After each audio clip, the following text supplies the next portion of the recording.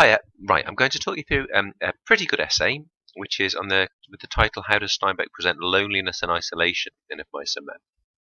And obviously just try and point out what makes it successful.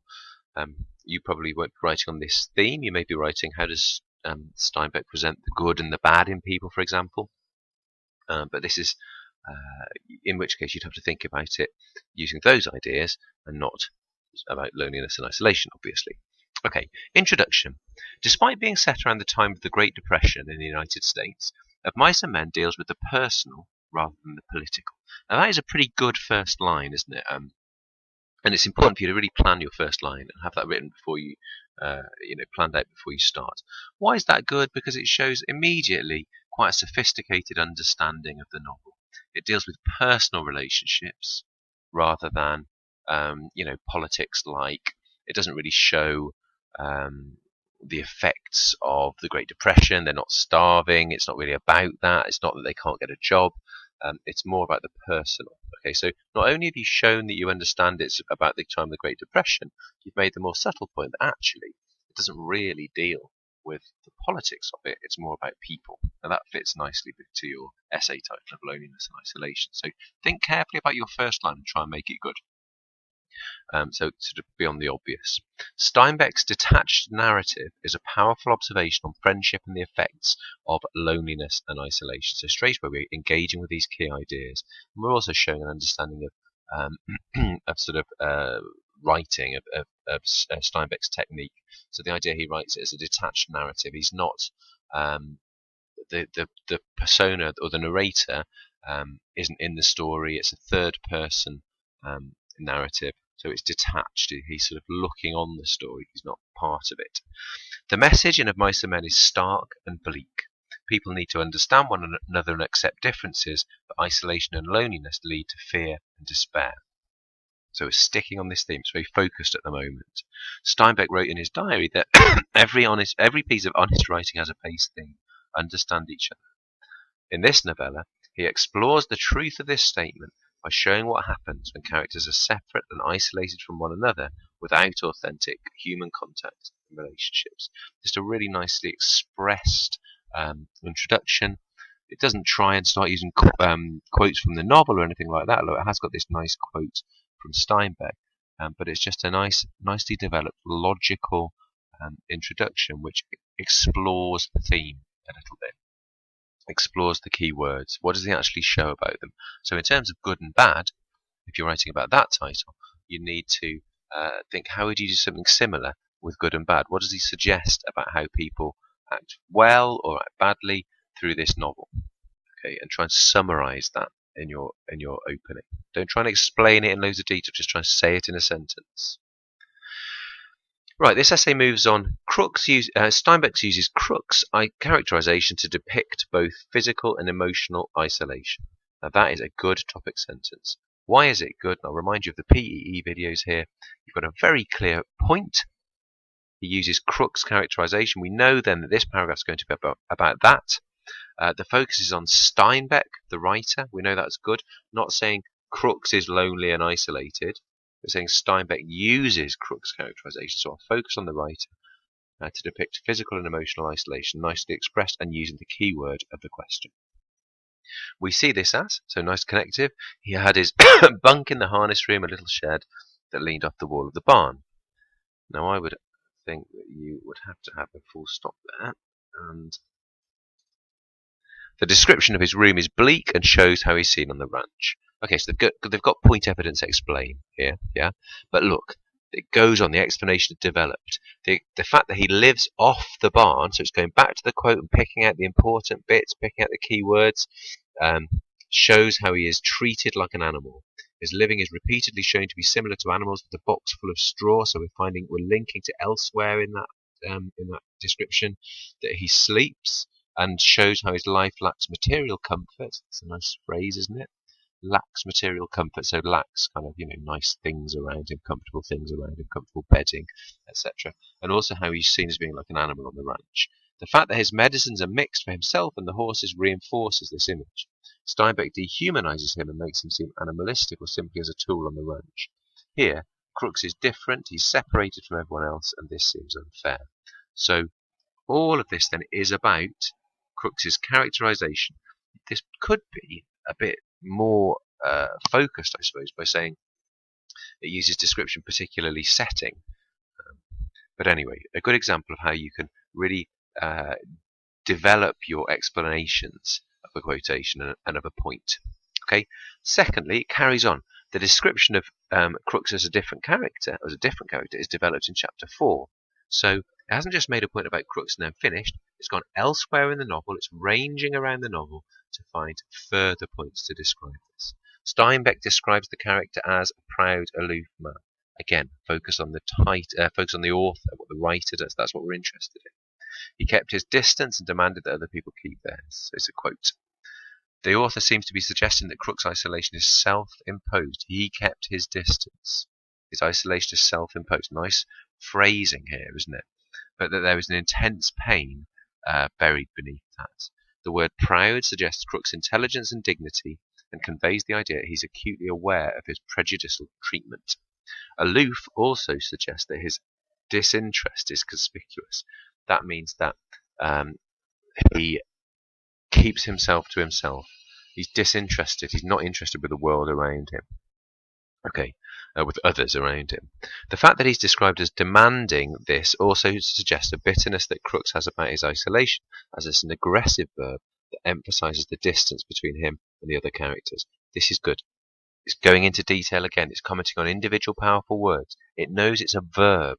Look at the way it's described there. It is an aggressive verb that emphasizes. It's got it all going on here, hasn't it? All these stuff from the literacy mat, all the words, the connectives. Although making it seem self-imposed, Steinbeck ensures it's obvious that there was a pain for Crooks in this isolation. Steinbeck seems to be exploring the idea that loneliness can be a way of protection or a form of protection. That is great, isn't it? That's a really developing the analysis of the character. It's not just saying, oh yeah, he's lonely because of this. It's exploring a reason and interpretation why he might be lonely. This is revealed more explicitly later in the chapter when Curly's wife threatens him and Crooks draws into himself to maintain a protective dignity. Now see how there's a link there, isn't it? What a really well thought through piece of writing this is. Okay. The person writing this isn't making it up in the controlled assessment. They've planned to say this.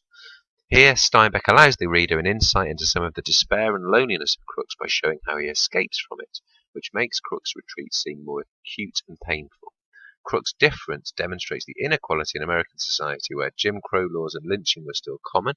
That is the laws against the black people, as we looked at, and the cruel and powerful impact that segregation and racist ideas had on individuals. I suppose I'd quite like it if you then came back here. Now you have got loneliness here. So are we answering the question, how does he present loneliness and isolation? Yeah, we are, because we're saying he presents it through Crooks, through the character of Crooks, and this is how the loneliness and isolation is presented. This is what he says about it through this character. Lovely. I won't go through the whole thing with you, but Steinbeck uses setting to show Curly's wife as an outsider. Brilliant topic sentence. You might be saying Steinbeck uses setting to present Curly's wife negatively or as a bad character, or as a morally reprehensible character from the start. Okay, if you're writing about that title, you can see how loneliness and isolation. Right, so you've got the idea of an outsider here. You're going to have to focus, if you're doing good and bad, on good or bad behaviour, or actions.